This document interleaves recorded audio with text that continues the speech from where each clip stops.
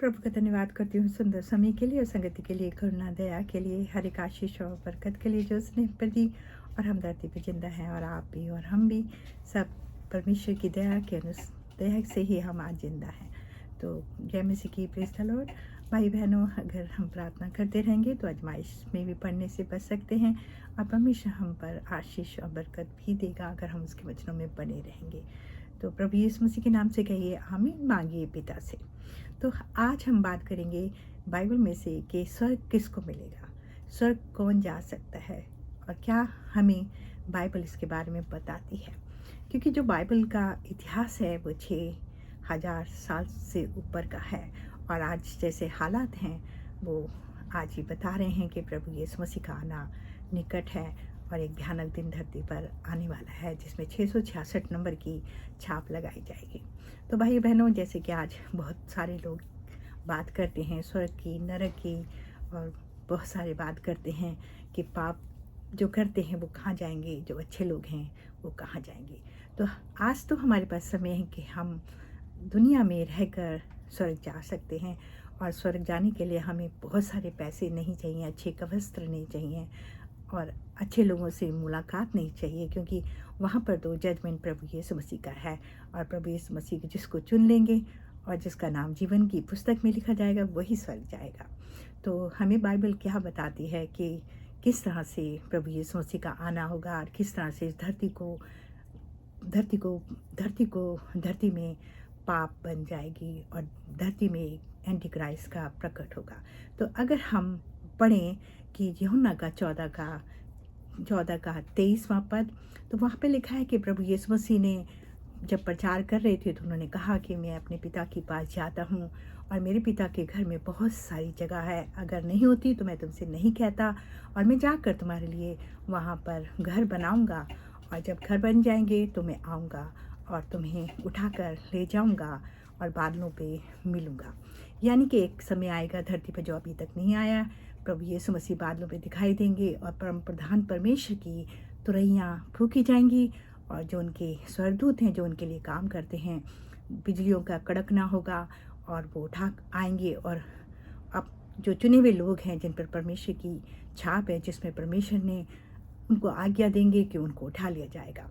और बाइबल से हमें पता चलता है कि बहुत बड़ा भूकंप आएगा और कब्रें फट जाएंगी और जो जिन्होंने परमेश्वर के लिए अपनी जान को गंवाया है, यानी कि जलाया गया, उनको सताया गया है और वो उनको दफना दिया गया, वो सब जिंदा हो जाएंगे और उनको एक शरीर दिया जाएगा और एक वस्त्र दिया जाएगा। क्योंकि ये जो शरीर हमारे पास है ये मांस और लहू से बना है, इसका स्वर्ग में कोई भी प्रवेश नहीं कर सकेगा, क्योंकि परमेश्वर की मर्जी और परमेश्वर अपनी मर्जी से सब कुछ करेंगे।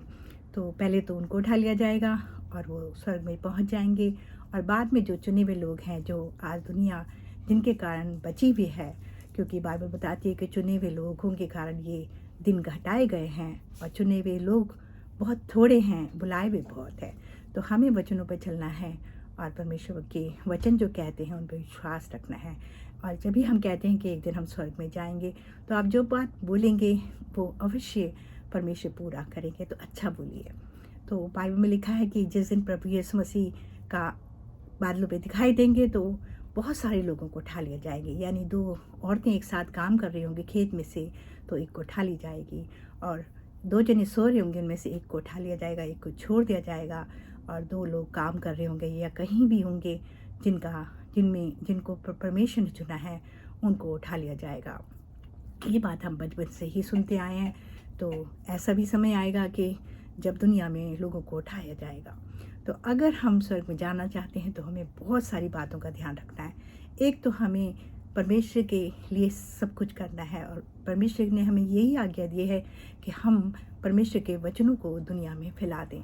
जो उसके वचन हैं सबको बताएं। अगर कोई बीमार है तो उसको ये बताएं कि बहन या भाई प्रार्थना करा करो तो तुम पे दया करी जाएगी, क्योंकि वचन कहता है हर एक मनुष्य की प्रार्थना सुनी जाएगी। क्योंकि प्रभु यीशु मसीह बड़े बड़े लोगों के लिए नहीं आए थे, वो तो उन लोगों के लिए आए थे जो गरीब थे, बीमार थे और लंगड़े थे, अपाहिज थे और चल फिर नहीं सकते थे। उनको ठीक किया परमेश्वर के पुत्र ने।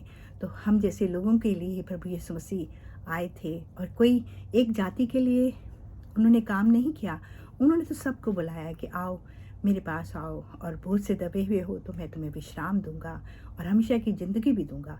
तो अगर हम वचन पे चलते हैं तो हमारे लिए उद्धार हो सकता है, क्योंकि प्रभु यीशु मसीह ने हमारे पापों के लिए तो अपनी जान गंवाई है, तभी हमारे पाप क्षमा हुए हैं। अगर हम गुनाह में पड़े रहे और हम वचन जानते हैं तो इससे इससे बड़ा गुनाह कोई नहीं होगा। और हम अपने आप को नहीं बदलते, पूरे अपने परिवार को नहीं बदलते, इससे बड़ा तो हमारे लिए कोई गुनाह हो ही नहीं सकता।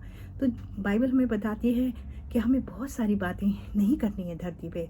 जैसे कि हम प्रकाशित वाक्य का 22 का 15 पढ़ते हैं तो वहाँ पे लिखा है कि जो झूठ बोलते हैं, जो चोरी करते हैं, जो हत्यारे हैं, जो बेविचार हैं, जो मूर्ति पूजा हैं, जो अपनी मर्जी से जीना चाहते हैं, कुत्ते हैं, उनको स्वर्ग किसी भी हालत में नहीं मिलेगा। यानी कि वहाँ पर पैसे से हमें नहीं दिया जाएगा।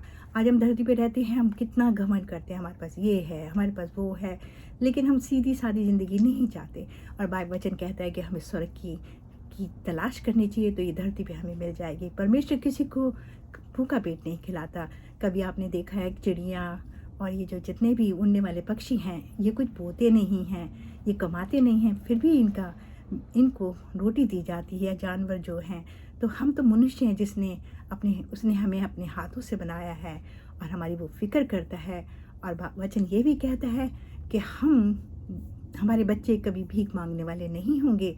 अगर हम धर्मी हैं तो वो अपने आप हमारी ज़रूरतों को पूरा करेगा। जब बीमार होंगे तो चंगाई देगा। जब पैसे की कमी होगी तो हमें हर हाल में वो संभालेगा, चाहे हम जिस हाल में भी हों। तो पर वचनों पे बने रहिए और वचनों के साथ चलिए। परमेश्वर के लिए हर काम करिए और हमें इस बुराई को छोड़ना है और पश्चाताप करना है। एक बार ही हम पश्चाताप कर लेंगे तो हम परमेश्वर के नज़दीक आ जाएंगे। और परमेश्वर क्या है? एक रोशनी है। और जब हम रोशनी में चलेंगे और हम उसके साथ होंगे तो हमें अच्छा और बुरा दिखने लगेगा और खुद ही हम पाप करना छोड़ देंगे। जैसे बहुत सारे लोगों को देखा है बिना वजह को झूठ बोलते हैं, बहुत सारे लोग होते हैं चोरी करते हैं, बहुत सारे लोग होते हैं मनगढ़ंत कहानियाँ बनाते हैं। इनसे क्या फ़ायदा? चोरी करते हो तो जेल में जाओगे, झूठ बोलते हो तो एक झूठ नहीं आप 100 झूठ बोलोगे। तो हाँ, यहाँ नाम में हमें जवाब देना चाहिए। अगर हम किसी मनुष्य के लिए खुश करने के लिए झूठ बोलते हैं तो ये भी एक पाप है, क्योंकि वचन कहता है कि उसमें हमने गुनाह किया है। जहाँ पर बुरे लोग हैं वहाँ बैठे ही मत, नहीं तो आप उनके जैसे चलने लगेंगे। अगर आपके घर में कोई झूठ बोलता है या कोई गलत काम कर रहा है तो उसको समझाइए, आपका फ़र्ज़ बनता है समझाने का। आज मसीह लोग इधर उधर हो रहे हैं और वचन कहता है कि उनके पास ज्ञान नहीं है, इसलिए वो उधर से उधर हो रहे हैं। पहले आपने देखा था मसीह जो औरतें होती थी अपने आप को कितना मसीह दूर से पहचाने जाते थे। आज मसीह लोग बिंदी भी लगाते हैं, पता नहीं क्या क्या करते हैं, गैर कौमों में शादी भी कर रहे हैं और माँ बाप को कोई दुख नहीं होता है, ना बच्चों को दुख होता है, क्योंकि हमने उनको शिक्षा नहीं दी। अगर हम बचपन से उनको कहते नहीं बेटा तुम्हें ये नहीं करना है, नहीं बेटा ये गलत है, मैं तुम्हारा साथ नहीं दूंगी, नहीं बेटा तुमने चोरी करी है, जिसका किया है उसको दे दो, ये हमें नरक ले जाएगा, तो बच्चे उस बात को सुनते और उन पे चलते भी। लेकिन माएँ कहती हैं जो आ गया है सही है, मेरा बेटा सबसे अच्छा है, मेरी बेटी सबसे अच्छी है, तारीफ़ पे तारीफ़, और बच्चों को बर्बाद कर दिया जाता है। खुद भी नरक में जाएंगे और बच्चों को भी दिया जाएगा और दुनिया में हम सजा भोगेंगे। तो वचनों पे चलिए। वचन कहते हैं कि हमें हर बुराई से दूर रखना है, परमेश्वर के इस पास रहना है, परमेश्वर की आज्ञाओं को मानना है और हमें उन लोगों के बीच में बैठना है जो अच्छे लोग हैं, जो परमेश्वर के वचनों को सुनते हैं, चलते हैं। अगर आप बाहर के देशों में देखोगे तो जो वो मुंह से बोल देते हैं वो सब कुछ सही होता है और उसको मान लिया जाता है। और आज दुनिया में सबसे ज़्यादा मसीह लोग सबसे बड़ी ताकत बने हुए हैं। आज कोई ये नहीं कि जो लोग परमेश्वर को नहीं जानते हैं, चाहे उनके पास कितना भी है, लेकिन उनको स्वर्ग नहीं मिलेगा, क्योंकि पैसे वालों का वहाँ पे कोई काम नहीं होगा। और हम जो बोते हैं, हम जो काटते हैं, हम जो भी करते हैं, सब कुछ स्वर्ग पे लिखा जाता है, हमारा अच्छाई, हमारी बुराई। और जब हमारी अच्छाइयाँ बढ़ जाती हैं तो परमेश्वर कहता है मैं इसको चुन लिया है, क्योंकि बुलाए हुए बहुत हैं, चुने हुए कम हैं। तो हमें बुलाए हुए में से नहीं रहना है, परमेश्वर हमें चुने वो हमें करना है और वही हम बाइबल के वचनों पे से चल के कर सकते हैं कि अगर वचन के खिलाफ चलते हैं तो परमेश्वर हमें छोड़ देता है, क्योंकि परमेश्वर खुद रोशनी है और रोशनी में चलेंगे तो आप अच्छा और बुरा जान सकते हैं। देखिए कितने बड़े बड़े लोग हैं जिनको इब्राहिम पिता को, जिनको आज तक परमेश्वर ने आशीष दी है, जिनका वंश आज इसराइल में रहता है और दुनिया में सबसे बड़ा इसराइल देश है, सबसे महान है। और अगर बाद में देखें तो आप देख लीजिए जो अमेरिका है वहाँ पर भी परमेश्वर का नाम लेने वाले लोग हैं, आज कितनी आशीष है उन पर, या फिर किसी भी देश को देख लीजिए।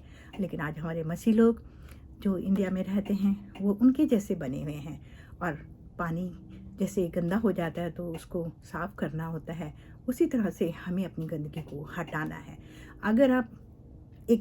अगर आप किसी सभाओं में जाते हैं, जो पादरी बोलता है अगर वो सही नहीं है तो उसको नहीं मानिए और उसको बाइबल से पढ़िए क्या अच्छा और क्या बुरा है। तो आप परमेश्वर के वचनों में बढ़िए और परमेश्वर को मानिए, अपने आप को बचाइए और सबको बचाइए और अपने बच्चों को भी बचाइए।